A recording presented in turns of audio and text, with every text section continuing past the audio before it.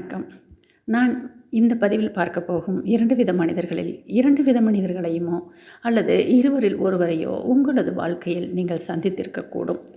அவர்களோடு பல நாள் பழகி இருக்கக்கூடும்.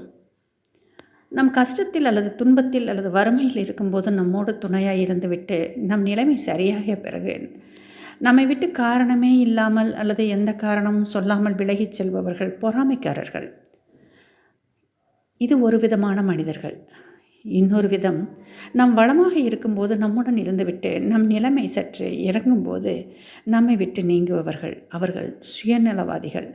இவர்கள் இருவரிடமே நாம் கவனமாக பழக வேண்டும். நாம் ஏதாவது ஒரு மனக்கஷ்டம், பணக்கஷ்டம், குடும்ப கஷ்டம், ஏதாவது ஒரு இழப்பு, ஏதாவது ஒரு குறை, ஏதாவது ஒரு வருத்தத்தில் இருக்கும்போது சிலர் நம்மிடம் பழகுபவர்கள். அவர்கள் உறவினர்களாக இருக்கலாம், நண்பர்களாக இருக்கலாம். நம்மோடே இருந்து நமக்கு ஆறுதலாக இருந்து நமக்கு பலவிதமான வழிமுறைகளை சொல்லிக்கொண்டே இருப்பார்கள். எங்கிருந்துப்பா இவங்க வந்தாங்க, இவ்வளவு தூரம் நம்மளுக்கு சொல்கிறாங்களே. ஒரு நட்போ புதியவர்களாக இருந்தாங்கன்னா சொந்தமெல்லாம் விட்டுருச்சு, ஆனால் இவங்க எங்கேருந்தோ வந்து நமக்கு இவ்வளவு தூரம் ஆறுதலாக இருக்காங்களே அப்படின்னு சொல்லி நம்ம ரொம்ப சந்தோஷப்பட்டுட்டு இருப்போம். நம்ம மனசுக்குள்ளே நினச்சிருப்போம், நம்ம நிலைமை சரியானன்னு இவங்களை இன்னும் நம்ம நல்லா கவனிச்சுக்கணும், வாழ்க்கை முழுக்க இவங்களுடைய உதவியை வந்து நம்ம மறக்கக்கூடாது, அப்படியெல்லாம் நம்ம எண்ணிகிட்ருப்போம். ஆனால் ஒரு கட்டத்தில் நம்மளுடைய நிலைமையும் மாறும் இல்லையா? அந்த மாதிரி மாறி நம்ம அந்த மாதிரி இயலாமைகளிலிருந்து துன்பங்களிலிருந்து விடுபடும் பொழுது அவர்கள் கொஞ்சம் கொஞ்சமாக விலகுவார்கள். என திடீரென்று விலகி சென்று விடுவார்கள். காரணம் கேட்டால் இருக்காது, காரணம் சொல்வதற்கு ஒன்றும் இருக்காது. அப்போ இவர்கள் எப்படிப்பட்டவர்களாக இருக்க வேண்டும்? நம்மளுடைய துன்பத்தில் கூட இருந்து ஏதாவது ஒரு வகையில் நாமும் அவர்களுக்கு உதவியாக இருந்திருப்போம்.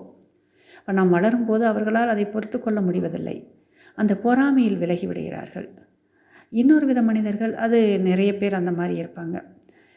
நம்ம நல்லா இருக்கும்போது நம்மளுடைய கூட இருந்து நம்மளை நல்லா புகழ்ந்து நம்மக்கிட்ட இருக்கிறத அவங்களும் அனுபவிச்சுட்டு நம்மளை நல்லா சந்தோஷமாக வச்சுருப்பாங்க. நம்மளுடைய நிலைமை சற்று மாறும் பொழுது அல்லது இறங்கி வரும் பொழுது அவங்க எங்கே இருக்கிறாங்கன்னே தெரியாமல் ஒதுங்கி சென்று விடுகிறார்கள். இவங்க சுயநலவாதிகள். ஏதாவது ஒரு லாப நோக்கத்திற்காகவே நம்மளுடன் இருந்துக்கிறாங்க.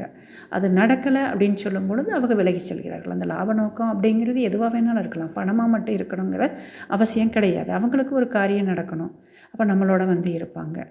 அந்த காரியம் முடிஞ்சோடனே போயிடுவாங்க, அல்லது அதை நம்மளால் செய்ய முடியாதுன்னு சொல்லும் பொழுது ஒதுங்கி செல்வார்கள். அப்போ இவர்கள் இருவருமே நம்மளுக்கு அச்சத்தை தரக்கூடிய நபர்களாக இருப்பார்கள். பொதுவாக நட்பு என்றாலும் உறவு என்றாலும் இன்பத்திலும் துன்பத்திலும் நம்மை விட்டு நீங்காதவர்களாக இருக்க வேண்டும். நாமும் எவ்வாறு நடந்து கொள்ள வேண்டும்? நம்மளிடம் துன்பமாக இருக்கும் பொழுது, நம்ம கவலையாக இருக்கும்போது நமக்கு உதவி செய்தவர்களை நம் வாழ்க்கை வளம் பெறும் பொழுது அவர்களை மறக்காமல் அப்பொழுதும் அவர்களை அரவணைத்து செல்வது நம்மளுடைய கடமையாகும். நன்றி.